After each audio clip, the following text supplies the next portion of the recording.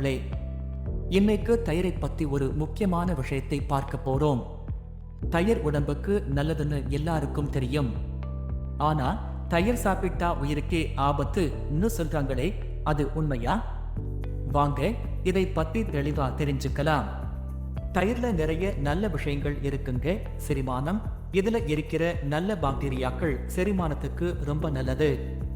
சத்துக்கள், புரதம், calcium, vitamin உடம்புக்கு தேவையான சத்துக்கள் நிறைய இருக்கு. குடலை சுத்தமா வச்சுக்கும், வயிற்று பிரச்சனைகளை சரி பண்ணும், எலும்பை உறுதியாக்கும், இதயத்துக்கு நல்லது. ஆனா தயிர் சாப்பிடும் போது சில விஷயங்களை கவனிக்கணும். பால் ஒவ்வாமை, சில பேருக்கு பால் ஒத்துக்காது. அவங்களுக்கு தயிர் சாப்பிட்டா வயிறு வலி, உப்புசம் வரும். தவறான பாக்டீரியா, வீட்ல தயிரை சரியா வைக்கலைன்னா கெட்ட பாக்டீரியாக்கள் வந்துடும். அதிகமாக சாப்பிடுவது, தினமும் நிறைய தயிர் சாப்பிட்டா அசிடிட்டி, செரிமான பிரச்சனை வரும்.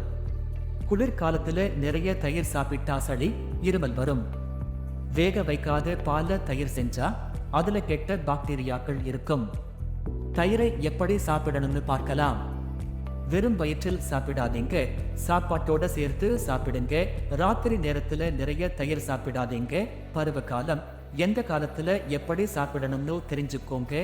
பிரச்சனை, தயிர் சாப்பிட்டு வயிறு உப்புதல், அலர்ஜி வந்தா உடனே டாக்டரை பாருங்க.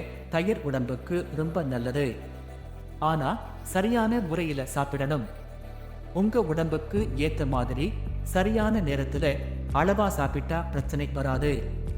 இந்த வீடியோ பிடிச்சிருந்தா லைக் பண்ணுங்க, ஷேர் பண்ணுங்க, மறக்காம நம்ம சேனலை சப்ஸ்கிரைப் பண்ணுங்க.